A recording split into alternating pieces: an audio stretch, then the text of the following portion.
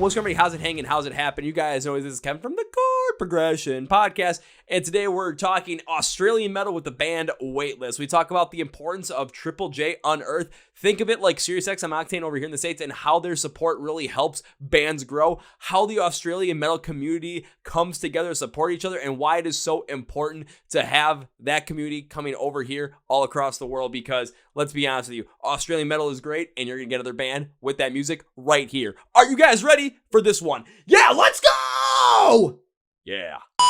Well, ladies and boys and girls, listeners of the Chord Progression Podcast, you know Australia and metalcore just go hand in hand with each other. We've had plenty of Australian metalcore bands in the podcast. Even on the day we're recording this, one of the biggest bands, Polaris, just released their brand new album. So why not bring a band to the podcast, talking about their new music, and dive into it? This band has a brand new song called Sabotage, which comes out on September 8th. So by the time you're listening to this, it'll probably be out at this point in time. Their debut EP, Turn the Page, received a 9 out of 10 from Wall of Sound, and they're one of Triple J Unearthed's top 10 up-and-coming bands. So how cool is that? So before we go even more, let's introduce the guys. So please welcome Riley and Brenton from the band Weightless to the podcast. So gentlemen, welcome to the Chord Progression Podcast. Yo, how we doing? For having us. Thanks for being on, guys. When I was looking through and going through that intro, the first thing that stood out to me was like that Triple J Unearthed top 10 up-and-coming bands. I'm like, okay, for us that are in the States, what the hell does that mean for Triple J Unearthed? Because I've never heard of that before. On top of that, being labeled as a top 10 up-and-coming band, especially from Australia in the metalcore scene, that's got to be something that means a lot. So what's going on there? What's this all about, and what's that like? Yeah, of course. So over here in Australia, Triple J is probably, I'd say, the biggest radio station for us. So they have this little partner sort of station called Triple J Unearthed, which is for more local bands, up and coming, and all that sort of stuff. So when we put out Turn the Page, we received a lot of love from those guys, a lot of radio play from them, reviews, everything like that. And then, yeah, they ended up naming us one of their top 10 sort of up-and-coming artists to look out for from the scene. So that was a really big thing for us. And, yeah, since then, they've just always been so supportive of us. And, yeah, like they do a lot for music, and especially heavy music in Australia. So it was a really, really good thing to see coming from them, and it meant a lot to us. So. Okay, that makes a lot of sense, because when I'm kind of thinking about it from the US side, I'm thinking about a station like Sirius XM Octane, where when it comes to just, especially from satellite radio perspective, when people are trying to listen to anything newer on the heavier side, that's where a lot of people are going to from a radio perspective. So when bands get on there and bands end up getting really picked up by them, you start to see a lot of traction, especially if they're younger bands. Had them a couple on the podcast like Kingdom Collapse and Sleep Theory. So to hear about, one from the Australian side of things, you guys are receiving that love not only from, a radio station that is popular in your country, but also putting a lot of time and effort and stock and just passion behind you guys, putting your guys' album and EP, your songs, playing them consistently, make sure that gets out there, especially from an Australian metal heavier scene, which is becoming, just fantastically crowded with so many great bands. To see them putting a lot of stock behind you has to mean a lot. Oh, yeah, 100%. Definitely.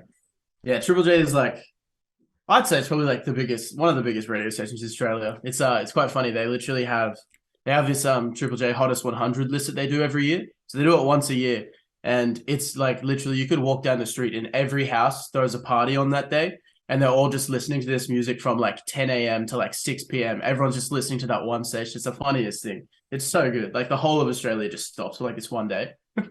Wait, hold up. So you guys basically have like a makeshift holiday when Triple J released their list. Like 8 hours of just hanging out, listening to music, drinking, and just seeing which bands are put on this list and listening to them. Oh, 100%. Yeah. It's so good. Because it's also like the weeks prior, it's essentially a fan vote sort of competition. So you submit your votes for who you want in the top 100. So essentially it just becomes this game of, did my band make it? Did the song I vote for make it? And then it just goes from there. And it's so much fun. It's a wild day. All right, why the hell can't we have anything like that here in the US or across the world as is? Because thinking about from this perspective, how good is that going to be for supporting so many younger bands, supporting so many local bands, regional bands, even bands that are just getting national attention, to start building them up so that the international scene gets to know about them?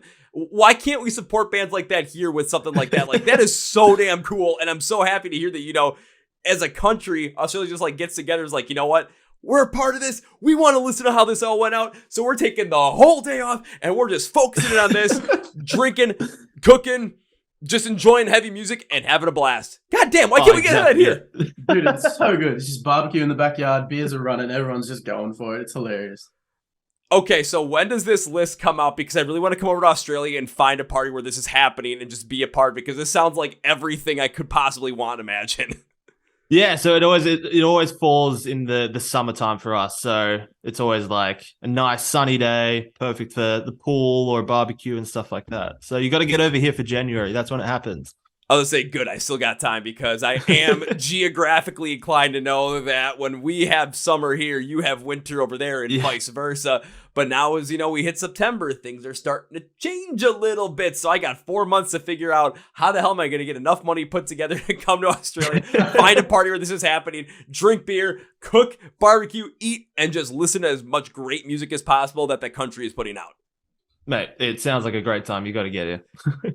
I feel like everyone has to go out there now and do something like that. It just because take a look at every single band, especially from the heavier side that's coming out of Australia, especially like not only the ones that have been around for a while, like you're thinking like Amity Affliction, Parkway Drive, some of the newer ones that are starting to really hit. I mean, Polaris, they just released their third album, Make Them Suffer. Alpha Wolf has gotten just fantastically huge. Yeah. And just there's even more that I'm not even mentioning. I mean, I even forgot North Lane to put in there. There's even more that I'm not even putting in there. But it's just to see something like that happening, really bringing it up. I mean, the country is getting behind you guys. The country is getting behind this kind of music, and we're seeing so much high quality come out of it to the point where when I'm thinking about like best metalcore in the world, it's like, okay, we have stuff in the US. I go over to the UK. There's always some stuff there. Germany's popping off, but always, always, always remember Australia. Go there. There's going to be good shit down there. Must be something in the water over here, because, there's just so many bands coming out of here that are just above and beyond, like, amazing. Absolutely. So after you guys got put on that top 10 up-and-coming bands list, like, what happened for you guys as a band? Because that seemed like it happened right after Turn the Page release. So how did this all come into play? What did this do to help the band? Because I want to see you guys grow as much as possible. So how did this all turn out? Yeah, so it sort of come all out of nowhere for us. Like, we weren't expecting anything. We sort of had no idea what we were doing when we put out Turn the Page. And then to just, have all the support come through and then open up so many doors for us to progress and get onto bigger shows, more shows, have cooler opportunities like podcasts and all that sort of stuff come up. It was really sort of a rude shock for us, just not expecting anything. And then essentially having so much put in front of us to be able to take just off an EP that we had no expectations from. So an EP you had no expectations from, what you just wanted, we're going to put out there and just like, whatever happens, happens. You just didn't have any like possibility of like, okay, we're going to push this. We're going to see what we can get off of this. You guys just released it and just let whatever happen. Yeah, literally. Like exactly that. We just popped it out. We're like, hey, let's write this thing and see how it goes. And then we're like, oh, this sounds pretty cool. Why don't we just here you go, click the distribution button, and it ended up pretty well. Yeah, just young and naive and no idea. Hey, sometimes when you're young and naive, it's just seeing that happen might be the best way to go about it at times, because had you guys not done that and had you guys put a lot of stock behind it, you never know what might have happened to it. At the same time, you never know if you would have liked it or not, if you would have lost a good amount of money on it, and what that would have done for the mindset around you guys collectively as a band. Because when you throw real world problems in there, you throw economics in there, you throw money in there, things can start to get convoluted. However, just putting it out there just to see, okay, how is this going to go for us? Do we like doing this? Is this something we want to check out? Is this something we want to pursue? And then all of a sudden, just getting this possibility, getting this hit from the largest radio station in Australia, getting the support from them, it just kind of shows, one, the success of the writing, two, the success of how you guys work together, and three, now you guys got the opportunity. Now you guys got the support. Where are you going to go with it from here? How are you going to capitalize on this? How are you going to keep driving forward with this? Because that's always the most important thing. It's not just getting it, it's getting it, and then how can you keep growing on it or sustain it? No, exactly, yeah. You mentioned a really cool thing there about us sort of not knowing what it could do for us or expecting anything. So to go from there and just have so many opportunities come up. Like, I remember the first time we played a show, we had no idea what to even expect, to be honest. So we'd like done the whole EP and recorded, tracked, put it out and everything before we'd even played a show. So it was a very strange experience to, then transition from just being like a studio band just in a bedroom to going out on stage in front of people and just feeling that sort of rush of adrenaline and being able to play your music in front of many people is just something that we had no idea how to prepare for, really. Okay, I've had some bands that have come on the podcast and talk about how like they just absolutely hit on something and they've played, you know, a couple of shows only. Recently had Sleep Theory on where they played like 3 shows, got a good amount of traction, and their 4th show was to start a run opening for Shinedown. Like, how crazy is that? Yeah. Now I'm listening to you guys and just like, you had this whole EP from Turn the Page, track, release, everything. Ain't even played a live show yet, so holy shit. I mean, that really takes you in a whole different mindset and a whole different frame of, perception, just because you guys don't know what this could potentially be. And you're just waiting to see what happens. Are people going to pick up on this? Are people going to like this? Is this going to be something we want to pursue, and putting in a position to the point where if it works off of passion. It works off of what you guys are doing together. It works off of like this bond and this friendship that you guys have. But if it doesn't work out, then you can either try something new, or if you guys don't want to pursue it, there's no like love lost between you guys to the point where it's like, if it didn't work out, then you know what? At the exact same time, you guys are still going to be friends to the core, and you tried something. Yeah, exactly. I think that's very like interesting way to look at it, and it's definitely resonates like so much truth, like that sort of that feeling of no love lost and just no expectation, to just be able to, anything that comes through is just an amazing opportunity for us. So, and keeping that humbleness behind you guys is going to be something that really keeps driving you forward, again, because this was something where it happened and you guys were doing it just to see if it was going to go, but also remembering just the fact that this is something that was presented to you in a way when Triple J got behind you guys, when you guys started getting all these opportunities, remembering, you guys could potentially not have these, but it happened, and being eternally grateful for that is going to keep the mindset of the band continue to grow, but also keep you grounded at the same time, to stay humble throughout all those experiences and remember what it was like to be just in your, bedroom, just be in the studio, just tracking this stuff and wondering, is this even going to work? Yeah, exactly. Yeah, well, I feel like it hasn't even really changed much. Like, so we've, obviously just put out a single, about 4 weeks ago, Counterfeit, and we're about to drop Sabotage next week. And like, it's sort of just conveyed into that as well. Like our whole mindset of, oh, hey, like this was fun. We did that, put it out, see what happens. We're like, oh, well, we got some traction. We should just keep it going. Like, let's just keep having fun with it until it lasts as long as we can, like a whole thing. Like, yeah, that makes sense. Just keep going as long as you want to keep going, because when it comes to something like this, it's when you start to when bands start to focus on and artists are just focusing on, okay, money, just everything around what can we do to make the most money. It takes that passion, it takes that joy out of it that you had when you first started. And that can go for literally anything as well. So when you take that joy out of there, you take that happiness out of there, it just doesn't sit well. Like there's just something that's just missing there. And then that's when the music starts lacking, the inspiration isn't there, the creativity isn't there, it's a lot more formulaic, and you just kind of get bored with it. It's like, well, that's that, nothing more. No, yeah, definitely. Exactly. Like, I think for us as a band, like writing for us just stems from a point of the need to write that piece of music or those lyrics and speak about something that we need to talk about.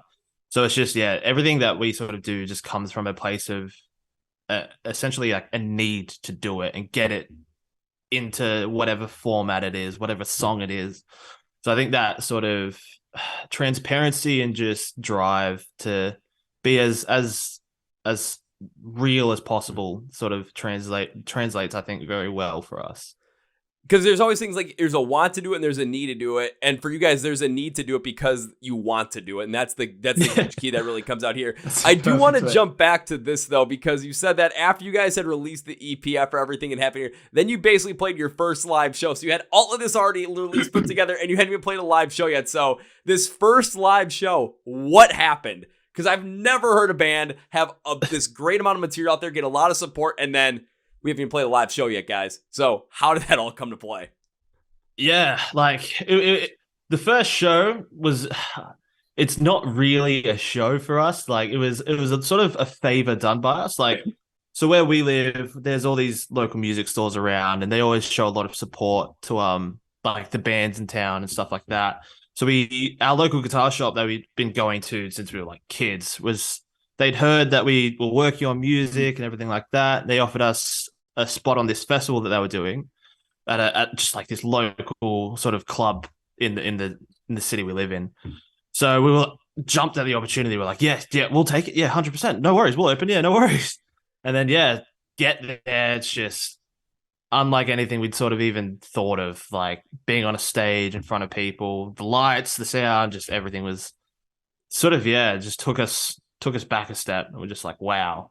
And just, yeah, it's gotten more and more from there. So I just got to keep going into this. So, like, when you're up on stage, just what did you exactly think, both of you guys? Because, again, first show, lights, production, there's people in front of you. Maybe the lights are in your face, but you really can't see the people that are in front of you all too well. So, in that instance, like, what's going through your mind, especially first show, full on? How is this possible? Like, what are you thinking in that moment? Dude, first show, that's wild. It's a wild experience. It's like a weird awakening in you. You're like, you have all these rehearsals that are coming up. Like you're just rehearsing weeks and weeks before, and then like you get to the show, and I don't know. I feel like before we went on, like we did our huddle. We came in. We were like, oh, is this what we do? Like, is this what bands do? Do we huddle in? We're all like, all right, boys, like about smash. We got our hands in. We're like, hey, and you get up on stage, and like I think the first thing immediately to me, it was like, don't mess up this. Like, you know how to play guitar, just do that. But that's probably everyone's first reactions when getting on the stage. Yeah, you step on stage, you forget how to play the instrument. Like we play our first song, whatever, like it's good fun, but I feel like the first one you're just trying to get into it more, and then by the second song comes along, and especially for the first show, it was just like, oh shit, wow, this is fun. Like this guy's like moving with me. Like you start interacting with the crowd, then you're looking over, like I'm looking over at Brenton, and he's on the other side of the stage. We're having fun with it. We're like, oh shit. I think we all just had this like collective moment of, oh, this is fun. Like let's keep this rolling. Like it took 2 songs for you guys to look at each other and be like, hey, we actually enjoy doing this. How cool is that? Well, we should keep doing this more and more. I mean, why not? Just that kind of mindset is always a cool thing to have happen. Of course, going up there first up right away, the first thing you're thinking of is don't mess up, don't mess up, don't mess up, don't mess up. But even the funnier thing too is even in that moment, it's if you just kind of get lost in it, and all of a sudden if you're super focused and you miss one note but you pick it right back up there, especially from a live setting, that crowd, they're not going to know you messed up unless it's super big. But you're going to know you messed up. Maybe the rest of your band's going to know you messed up. But at that same point in time, no one in the crowd knows because they're either having an absolute blast, moving along with you, just headbanging alongside you, or the pit opens up and there are people just going absolutely ape crazy trying to, go smashy with each other, which is something that I'll tell you, be honest with you. If you guys messed up during the show, I probably wouldn't even recognize it because I'd be too busy throwing my shoulder into people. Yeah, and that's the thing you just touched on there. That we've realized over time is every show we played, it became more and more apparent that just everyone there is there just to have a good time. And like as you're saying, if you make a mistake, nobody's really going to notice. And just like getting out of your own head when you're on stage and trying to connect with the audience and each other on stage as well. It's just the more and more we play, the more and more we just learn more about being a live band and how to sort of give the crowd the best show that we can. Absolutely. Even think about it from the fans' perspective, like, that's pretty much my perspective the whole entire time. But even you guys, when you were younger going to shows, all that mattered to you was that the band was on stage was a band that you enjoyed, or one of the bands in the bill was a band you enjoyed. And secondly, that you had a fun time being in the crowd. It didn't matter if the band was so technically precise. All that really mattered was the emotion that you were feeling during the show. And then when you were leaving, if you're going to have that positive, post-concert high feel going on, which if you're able to recreate that and be able to give that to all the fans that are in the crowd, that's going to be something where, sure, even if you had a night where you didn't feel like you played the best, but you had the crowd going, you interacted with them in such a positive way where they felt that, they're going to go away thinking you're one of the best shows of the year. Yeah, exactly. Yeah. And as you were just saying there, like myself personally, like growing up, going to shows, that raw emotion in a room where it's just high energy, high adrenaline, and just everyone's there to have fun. Like being on the opposite side, witnessing and being able to deliver that to a crowd is just a strange feeling, to be honest. it's kind of strange because you're so used to being on the other side of it, but now that you're on stage and you're delivering that, of course, at first it's going to be weird because now you're just completely switching sides. But as time goes on, you're going to get so used to being the deliverer instead of the receiver of that, crazy show, that by the time you start going to shows, all of a sudden just having a good time, seeing another band you like, you're going to be thinking about on stage like, man, I would like to deliver it like this. I like to interact with the crowd like this, and kind of forget what it was like to be a fan at that same point in time. But making sure you remember both sides of it is super important to making sure your show is the best, and also making sure that the audience is interacting with you in the way you need them to react with you, so that everything goes as, not say smoothly as possible, but as positively as possible. Oh, no, definitely, yeah. It's funny you bring that up, the whole, we were going to shows more as fans, and then, we're going now, and it's like a bit, oh, wait, I'm a fan, but also, let's just, sit back and watch how this, pans out, see what they do. It's funny, because, Brenton and I still go to shows together, regularly, all the time, and it's really funny, because that's exactly what we do. We almost plan it out. We'll be like, hey, we've seen these guys before, we moshed like crazy last time, let's sit at the back and, just watch and see what they do. But I feel like every time it's Brenton's more on the role of, he'll be at the back and he'll just be enjoying it, watching the whole production of everything, seeing what they do.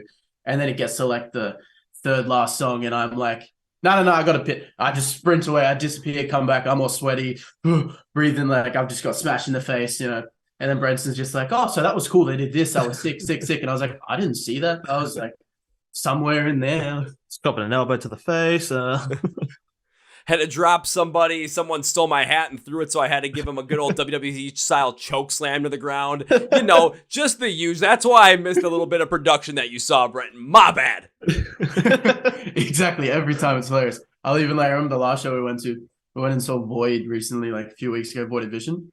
And yeah, I think that's that's probably one of our favorite bands. Yeah, but so we're watching, and we've seen them plenty of times now. And I personally was like, oh, you know what?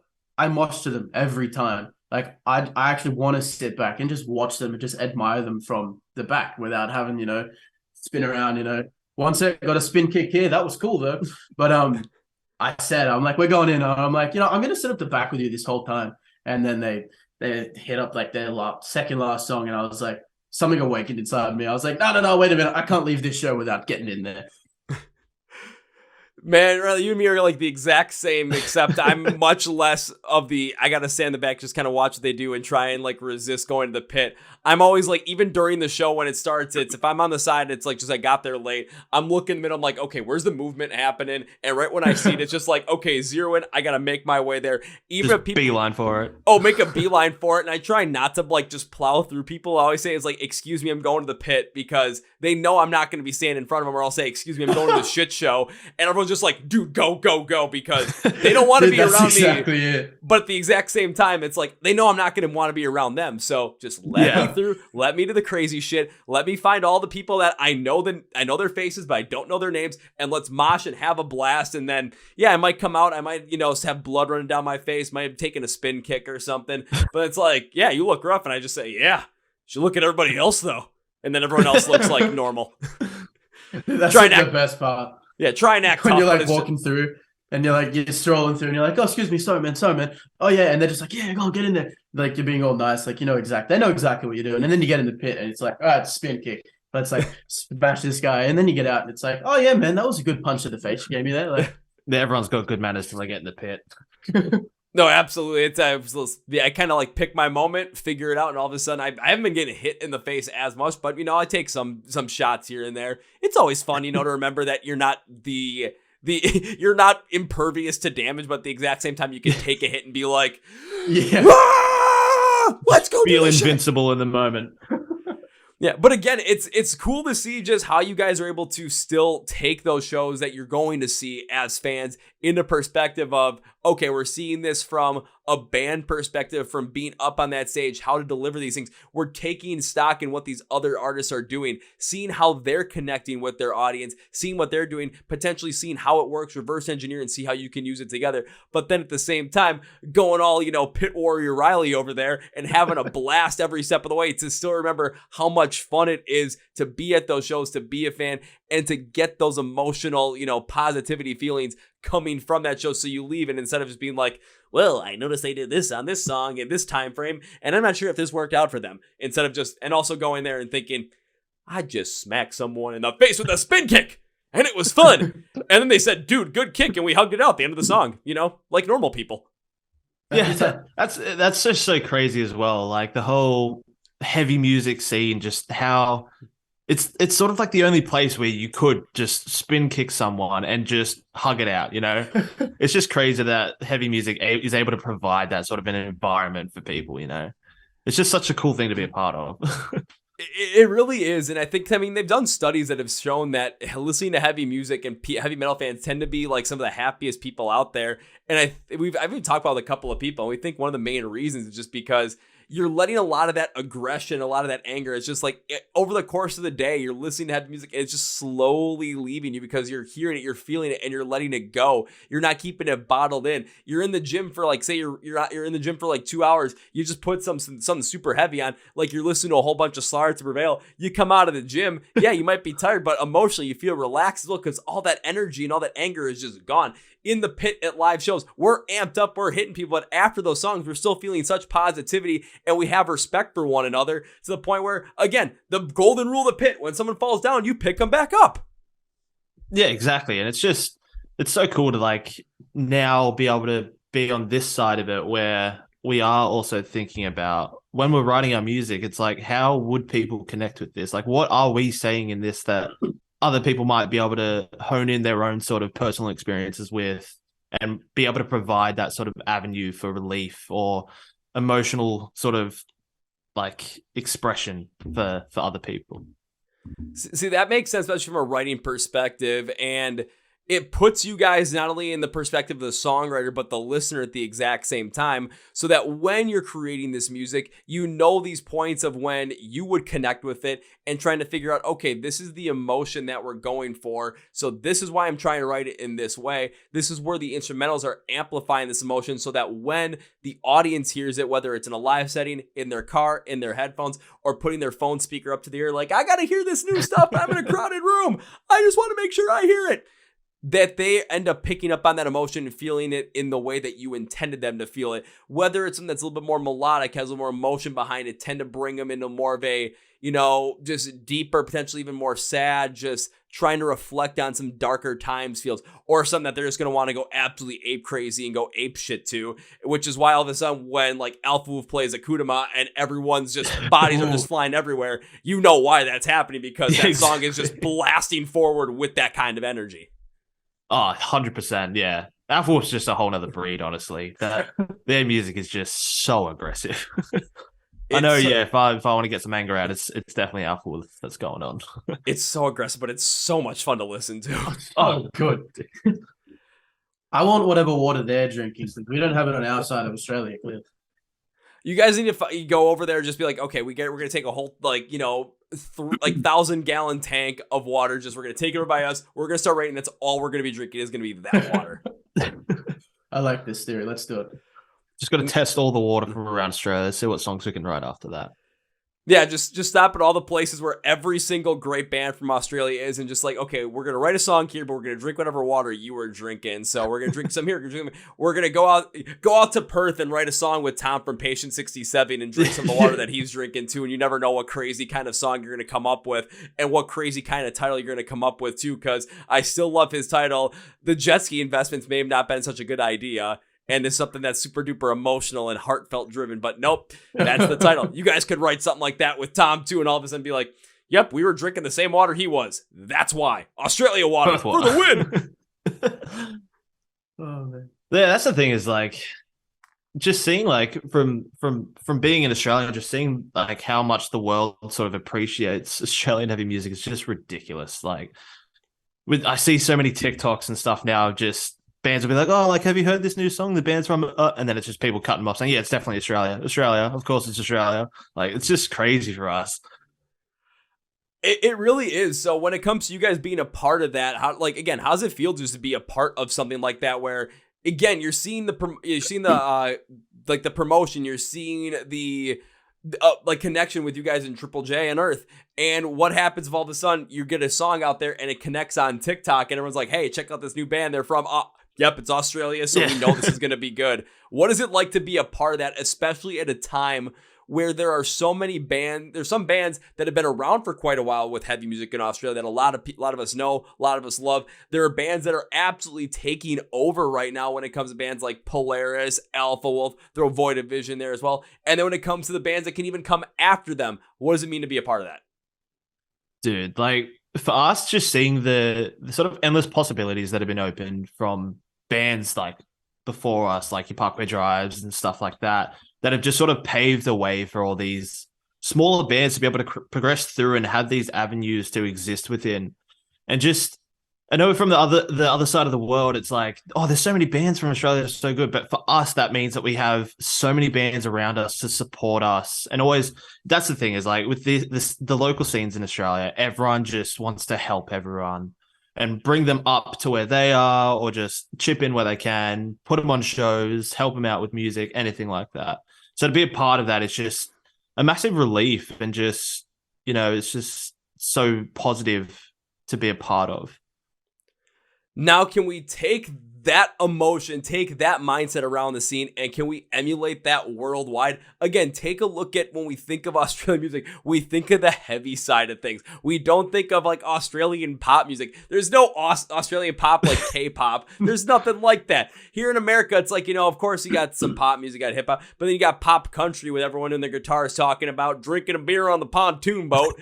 But when it comes to like rock and metal, there's not, like, the scene is just doesn't seem as supportive as it could be, to the point where it just elevates the music that's around it. So when people think about a certain country, they automatically think about that kind of music. When we think about Germany, we think about heavy music as well. When we think about Australia, we're thinking about the crazy heaviness that's coming out right now, and just the continued support that you guys are seeing behind it, not only from other bands that are at your level, bands that are even above your level as well, and touring internationally, really putting the support behind there. It adds so much more to why, when we think about Australia, we think about heavy music, we think about the high quality behind it. And whenever new bands are coming out there, we're always inclined to check it out due to the reputation the country as a whole and the music scene as a whole there has. Oh yeah, definitely. And I think, like, with Australia being so sort of isolated from the rest of the world, it sort of creates that gap for us to know that we sort of need to support each other internally to get us up to that level where we can venture out to your Americas and Europe and stuff like that, and then hopefully bring some of you guys over here with us. I mean, how many bands want to go over to Australia? Again, just the music scene you guys have over there. So many American bands want to travel over there, play shows over there, because you know it's going to be absolutely ape shit crazy. Why wouldn't you want to be a part of something like that? I want to go to Australia not to just, you know, see the sights and be a part of the country. No. I want to go there so I can see shows and see what the hell goes on at some of these things. And what could I possibly get myself into? Could I take a spin kick to the face? Probably. The healthcare is probably better in Australia than it is in America. So I'll probably be back on my feet a lot freaking sooner. It just seems like a good idea, and no wonder why so many bands want to come over. But the point you made, Brenton, makes so much sense when it comes to being so isolated compared to the rest of the world, where if you guys want to make it, you have to continue to work together. When it comes to Europe, it's, yeah, you know, there's bands from other countries, they have to work together as well. But when it comes to, it's like, okay, you have this area, this small area, this small area, this different country. So it's like the countries have their own different mindsets, ideals. And with the availability to go from one country to the next, it makes it a lot easier. Similar to over here in the States as well, where, yeah, the United States, it is pretty big from west to east. But at the exact same time, you have so many different pockets that like so many different styles of music, where when it comes to trying to get a scene to really pop off, you need help from so many scenes, from so many other people, and people just aren't as supportive as it is. So that's why, again, I think that's one of the most important pieces that you said there. The scene being so supportive, kind of based on the fact that if you want to make it out of Australia, tour over to Europe, tour over in the US, you have to support one another to continue to build each other up, so that the rest of the world gets to find out who exactly you are and how great the music is. Yeah, no, exactly. And I think there's another sort of factor that plays into it with Australia is there's realistically for us maybe 4 to 5 major cities that we can really only play here. Whereas we've got countries like America, it's such a vast country and there's so many areas you can go to. It'd be hour-long drives before you hit the next town or anything like that. So with there only being so much market here, I think it then facilitates that sort of space to latch on to an artist from the country and want them to come back as soon as possible, because it's a lot more viable in the sort of landscape we have here. See, that's also something I wasn't even thinking about too, because you guys have like 4 or 5 cities along the eastern part of the country, and then you have Perth over on the west part of the country. So you really only have those specific spots. And if you try and go to the middle of the country, the outback, I mean, it's just it's the outback. There's nothing really else going on there civilization wise. So when it comes to having to have that support, you have to be able to get that support in those areas. And again, it kind of adds a little bit more of that isolation factor to it as well. Even for bands, like I could go back over to Perth, like Patient 67, being such an isolated little pocket, they have to figure out how to make sure that they connect with the Australian scene, but also the scene as a whole across the world, based on in any way they can, based on where they are. As anyone that's over on the eastern part of it, it's a little bit different because, again, you have a couple other places you can go to, but compared to here in America, it's like if you guys want to go and tour, you can hit like 4 or 5 cities on that side, and then it's like, okay, well, where else do we go from here? Here in America, It's like, yeah, you can hit a city, and if you're on the East Coast, you can hit a city, you can travel for an hour and a half, and you're going to be in another major city, another major market that you can play in. Even here in the Midwest, it's like, okay, I see shows coming to my city all the time. And then all of a sudden, it's like, okay, even on tours, like they'll start places, they'll come around here. If they even don't come by me, it's like, it's my same, like, okay, I'll drive an hour and a half south to Chicago and I am going to see them. It's not that hard. And again, exactly, you're hitting different markets all at the same time. So it is a lot different, even in that capacity too. You're completely right on that. I didn't even think about that. Yeah, that's like every now and then it's like, oh shit, this band's coming through and we can't go to the Sydney show. It's like, oh, should we go to the Melbourne show? It's like, oh shit. We could, but, it's an 8-hour drive to get to Melbourne from here. Or it's like a 2-hour flight, but then, you've got the 2 hours there, the show, 2 hours back, and it's like that's already, a day and a half gone. It's like, oh, shit. And a lot more money spent. Yeah, and a lot more money spent. I'll say I kind of know what you're thinking about that, because, like, when I go out to Blue Ridge Rock Fest, I could have flown out there, but like to fly out there, I'd have to drive to Chicago. I have to fly out to the eastern part of the United States, and then find a way to get a car to drive from like where I land to where I'm staying, and then have to do it all again back. I'm like, yeah, driving's gonna suck going out there. It's supposed to be like if I don't stop, it's supposed to be like 13 and a half hours, but gas wise for my car, I'm like, that's like $80 only compared to like a $300 flight at the minimum, just one way. So I'm like, yeah, exactly. Dude, screw this. I'll take the time. I'm going to drive this crap. But again, it's something where when it comes to just the geographic location you guys are in, if the cities are that far spaced out. So if you're not seeing a band if you're going to come through one city, you can't just like, okay, I'm going to miss them and go to the next city. It promotes this idea of like potential scarcity at the exact same time. Definitely, yeah. So when you get a chance to go and see them, you want to go and see them because there's 2 things. One, you're not sure when you're going to be able to see them next. And secondly, hey, I can't go somewhere else to go see him. I have to go see him here. So that support just garners itself, where it's, instead of trying to go from one city to the next in the same country, you're kind of going like, in a way, from one country to the next, just based on how far apart those cities are. No, definitely. Yeah, definitely. Though there is one thing that I've just realized that Australia heavy music is lacking. It's the amount of festivals that America and Europe have. We need more festivals like you guys. If you guys would just get a festival, like even if it's like one festival in like each of those major cities, you guys would be set. And the thing is it'd be something where you'd have, but the other issue too is when it comes to getting bands to come over internationally, this is where the big problem comes in. You're going to have to go to Australia. Say you're going to play 2 festivals. Okay, I have to play these 2 festivals. You have to start one weekend there, play a couple of shows in other places, and then come back for that last one. So you're going to have to make it worth your while. It's not something like where some of the festivals here in America, where right now it's like, okay, bands could go do a month-long tour. They could start on the East Coast, play Blue Ridge, go to some places over 2 weeks, go play Louder Than Life, go play more 2 weeks, go to the West Coast, play Aftershock. So there's 3 festivals you played right there, all in different parts of the country. It's just given the geographic layout, it's just more difficult. However, it's something that would be a lot, probably in terms of the Australian scene, a lot more welcome, just due to the fact that, hey, why not? It's an open thing. Secondly, just with the fact that you guys are in the Southern Hemisphere, no one else is having a music festival in January.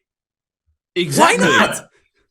We've got one. We have one. It's called Good Things. And as you were saying, like to make it worthwhile for the bands and stuff, they literally tour the festival along the East Coast. So you'll have a Brisbane date of the festival, Sydney date of the festival, and then Melbourne date of the festival. But even then, in and around that, you've got bands like putting on their own sideshows, headlining, supporting, and stuff like that to just sort of, I guess, as you were saying, like make it worthwhile coming out here because it's a big investment to come out to Australia. So.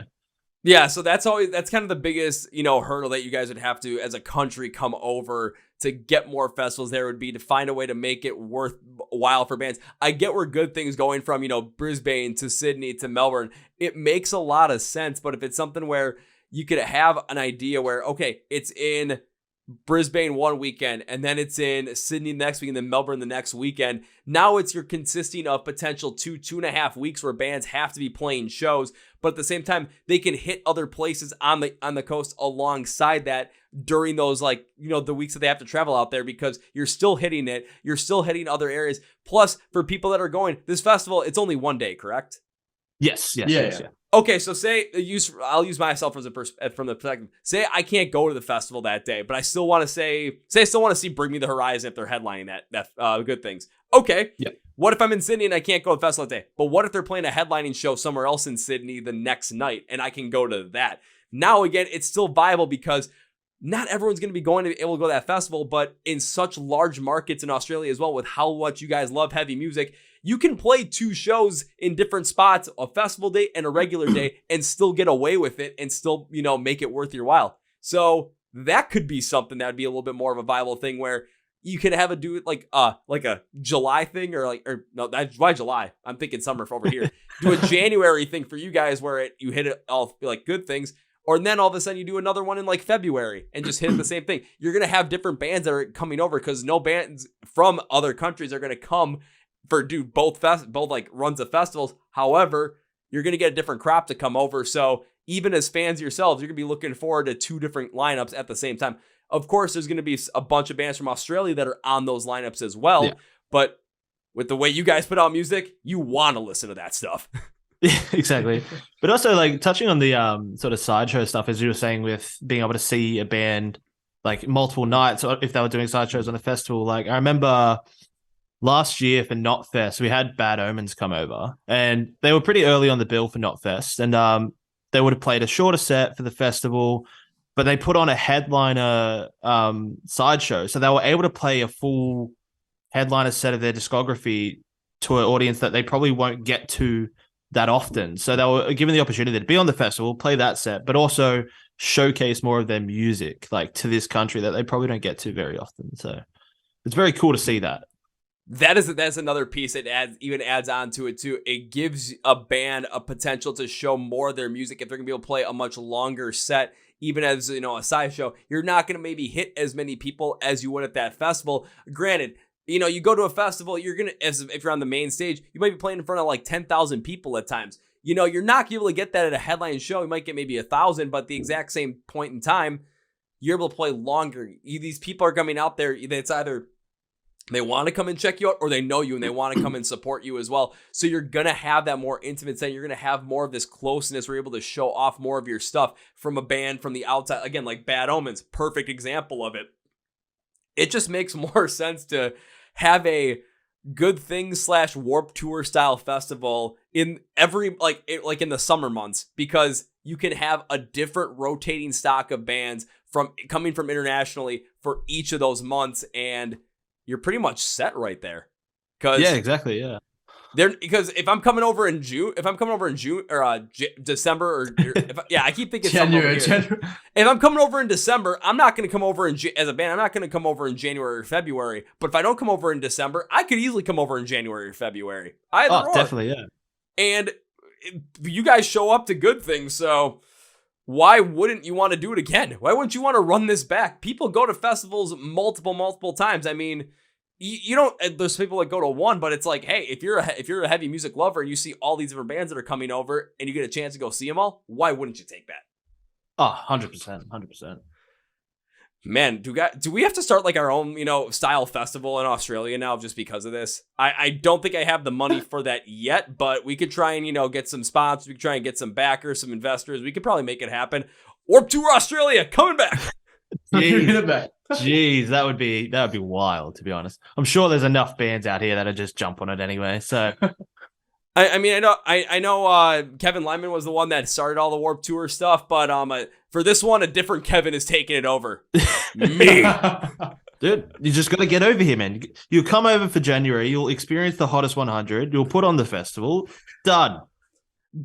Instant legend status achieved. 100%. You can throw the biggest, hottest 100 party too. Just do it.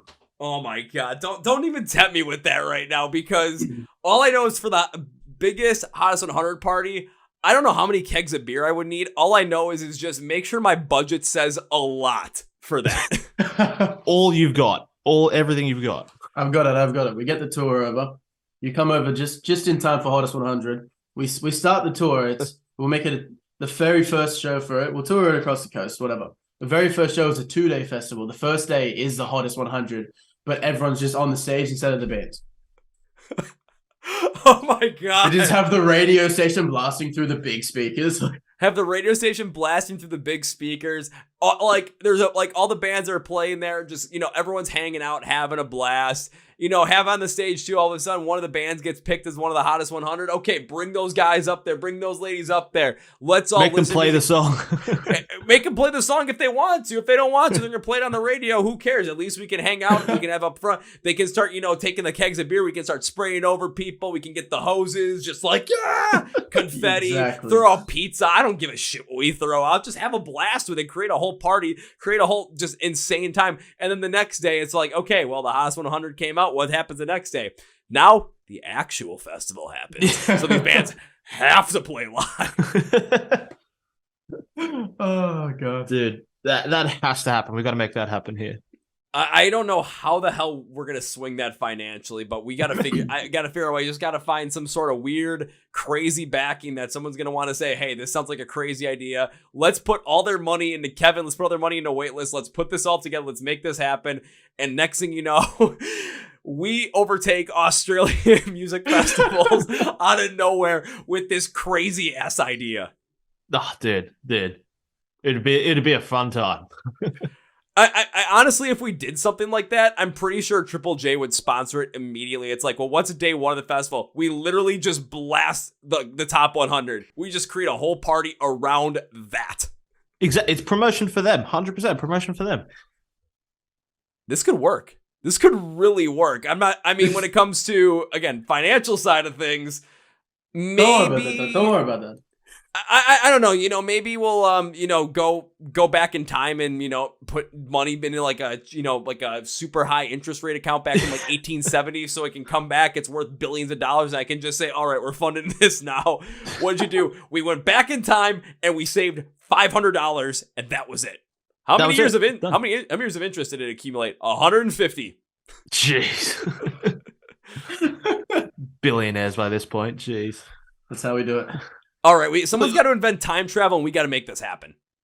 Dude, you've got the plan. We just need to execute it now. Yeah, but we just got to execute. So if you guys can create a song that somehow the sonic boom of it will push me back in time about 150 years, and then make sure I know exactly how to get back. That's the problem. I can get sent there, but how am I going to get back when it's 1873? Can't get stuck there. There's no heavy music back then, so I'll make heavy music back then. I was gonna say, you just start it then. We'll bring it in early. It's gonna be like, all right, so how do we make heavy music? Well, okay, we finally have electricity. We're gonna take this guitar, we're gonna plug it in here. All right, sounds good. Okay, I'm just gonna do this. This is sempiternal. Just go nuts. Right. I'm pretty sure I may end up getting arrested and put on trial for. They might bring back witchcraft for that one. They'll bring back maybe actually, yeah.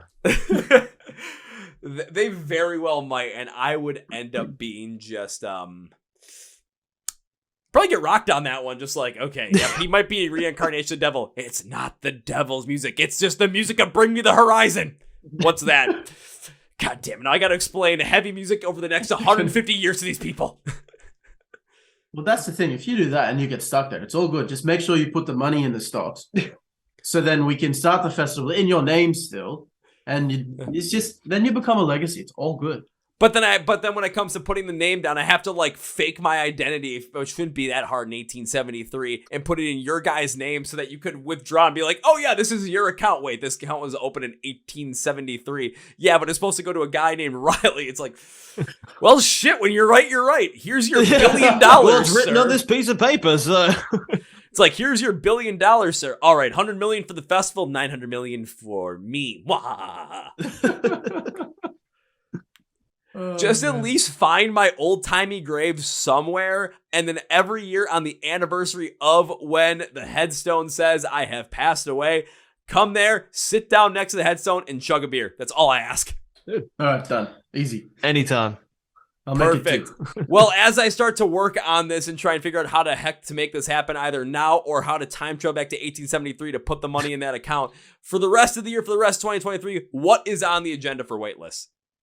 Yeah, well, so for the past year, we've been working on some music that's, I guess, slowly getting there now to be put out. Obviously, yeah, a few weeks ago, we put out Counterfeit, and we've had a lot of love on that. And now, a week from now, we'll be putting out Sabotage, which for us is a very different song. Like, as I think you were saying, you've heard it.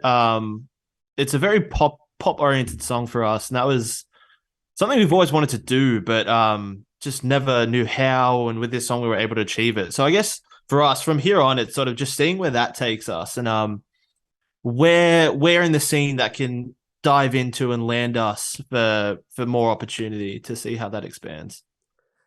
I understand doing that, especially for Sabotage. I was listening, I'm like, so if I were to put like for this song, if it's this song specifically for fans of, what groups would I put in this for fans of for this new song, Sabotage? And the two I landed on are Archetypes Collide and Caskets. Those are the two I landed on. Yeah. Caskets for me are a big one as well, like big influence. And I think for Sabotage, also a band called Dayseeker. I'm not sure if you've heard of them. Oh, yeah. Yeah, so they were a big influence on that one. And just, like we're seeing all these bands like Caskets, Dayseeker, Bad Omens and stuff just progress through with this more sort of sensible pop style that we think is really cool to listen to, and it really inspires us. So it's just cool to see if hopefully we can sort of transition into that and see how that sort of resonates with the audience. Instead of just like not even transition that, but just add that to your repertoire as well. Something like Bad Omens, because yeah, you're right. Like Caskets, Dayseeker, you throw Holding Absence in there as well. Oh yeah, shit. Yeah. I'll throw another Australian band there as well. Thornhill.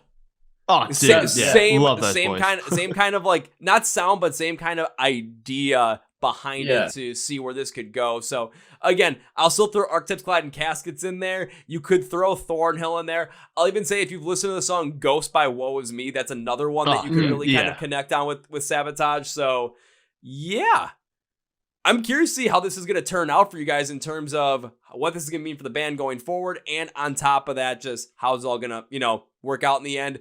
And by the time January comes, we get to that Hot 100. One, where are you guys going to rank on that list? And two, where am I going to be drinking with you guys on that day? Dude, if you're not here, we're going to be upset. Because you got to be here when Sabotage is on that list. Yes. Okay. Got to figure it out. Got to get, make more money. Go back in time. Do the whole entire, save the money thing. Come back over. And then we got, hundreds of millions of dollars to listen to Top 100 and put a whole festival together. Perfect, gentlemen. Absolutely love it. So, Ryan, Brenton, as we bring this podcast to conclusion, one thing I'd like to do is give my guest, which is you both in this chance, say whatever you want to say. Plug, we're going to plug. We're going to promote the end of the episode. So, gentlemen, the floor is yours. Oh, plugs. Well, we got Counterfeit out. That was out a few weeks ago, probably a few more weeks ago once this is out. But go check that out on all platforms. So you have a single coming out in a week from now, but again, we'll probably be out by the time this is out. So 8th of September. 8th of September. 8th of September, we have Sabotage out. Go check that out. All streaming platforms. We've got music videos out for Counterfeit. Stream them and just come back to this podcast. Oh, absolutely love it. All right, now it's time for this podcast with three things. First things first, Sabotage will be up by the time this episode releases. There'll be plenty more music coming from Weightless as well. And of course, you're going to want to follow along with them when you can see them live, when more music drops, all that. So best way to do that, go to script for the podcast where it says find Weightless online, links and labels for all socials, YouTube for where you can find them online, buy some merch, listen to music, stream it, download it, support them anyway. All that's going to be down there labeled for you guys, taking all the hard work out of it, giving you convenience of one click, and you are set. So go and do that. Now it's time for number 2. Gentlemen, whenever guesting this podcast, I tend to make a certain promise, and you absolutely made sure that I was going to make this promise. So it's never an if, it's a when I see you guys perform live for the first time, but I will edit this as when I see you guys perform live for the first time or make it over in January for the Hot 100. I will come and look for you. I will find you. I will go all Liam Neeson on you from Taken, and instead of killing you, I'm just going to look at you and say, first round's on me. All right, I'm going to start leaving hints all around Sydney for you. Dude, I'll be waiting at the airport for you. Don't you worry. You'll be waiting at the airport with a sign that says first round's on you and be like, you know what? Fuck it. Let's just go get a keg. Dude. Oh, man. That is perfect. So now it's time for number 3, gentlemen. As I bring this podcast to conclusion, as we bring it to conclusion, I cannot say goodbye in all good conscience. This was so much freaking fun. I cannot wait to see you guys perform live. On top of that, I cannot wait to do this again in the future. I want to do this again in the future because this was so much fun. So is this goodbye? Fuck no. Way too final. This is, I'll see you later. Dude, I'll see you later, man. Well, folks, this is my interview with Riley and Brenton from the band Weightless. And now it's time for Kevin's final thought. This one was a hell of a lot of fun. If you guys couldn't tell by the end of that, really diving deep into this crazy concept and idea of bringing a festival to Australia, creating one that's like a weekend-long thing in 3 different cities, and just having a rotating stock of bands come through every single month. Like, how cool would that be? But the thing that really stood out to me about this was when we were talking about the Australian metal scene as a whole, and Brenton brought up a lot of great ideas in terms of why we see Australian metal as such a great thing, and on top of that, why it's so important to continue to support this stuff. And again, they're supporting each other due to the fact that they're kind of isolated in Australia, especially because, from the rest of the world, it's not easy to get over to the United States. It's not easy to get over to Europe from where they're at. So they have to support each other all across the way to continue to promote that and continue to grow. And you're seeing the greatness happen with Parkway Drive, North Lane, Thornhill, Make Them Suffer, Amity Affliction, Polaris, Patient 67. I know I'm missing a shit ton too. So Void of Vision. Again, just adding so much to it, and you're seeing so many of these bands come up and grow, and you're seeing so much high quality coming out of Australia, and they're continuing to support one another throughout that so that they can continue to support the scene as a whole, and everyone can get recognized with the great quality music they're putting out. But at the same time, too, understanding that even within their own selves as well, that the scarcity that they have when it comes to live shows, just due to the fact that you have only a couple of major cities that you can really hit. And if you're going to hit them, you're not going to go to the next one as a fan due to the fact that, it's pretty far away. There's a lot going on there. And I'm thinking about it, just thinking, you know what? This is interesting. It gives a lot more stock to the Australian scene as a whole. And it really puts us in the perspective of just why this Australian metal scene is so great. It's because of how supportive they are of each other, and they see it as a team. It's not a competition. It's a team effort across all these bands. It really stands out, and you're going to see bands like Weightless continue to grow and thrive because of it. And it's a fantastic thing, and we got to bring stuff like that over to the States as well. Bring that support over. Instead of the Big Guns countdown, let's get a Hot 100 countdown for Sirius XM Octane. Let's do it. And get me over to Australia right now so we can create this festival and have a huge Hot 100 party. Let's do it. So on that note, please make sure you guys go check out the band Weightless as well. Go to the script of the podcast where it says find Weightless online, links and labels for everything from social media, YouTube, where you can support them, find live shows, find merch, buy their music, download their music, all that, stream it, all that kind of stuff. Also, make sure you follow along with the Chord Progression podcast online as well. Link description of the podcast below, Facebook, Twitter, and Instagram. Make sure you're hitting the subscribe button on YouTube right here with new episodes every single Tuesday and Thursday, clips throughout the week, and reaction videos every single Friday. If you just want to listen to the audio stream-wise, that's where all the episodes still live on Tuesdays and Thursdays. Spotify, Apple Podcasts, iHeartRadio, Amazon, link description of the podcast. Make sure you like the episode, like the video as well. Thank you guys for checking this one out. I really appreciate it. So on that note, that's it, guys. Thank you for watching, listening to the Chord Progression podcast. My name is Kevin, and you guys know how I end every single one of the big, healthy, and hearty. See ya!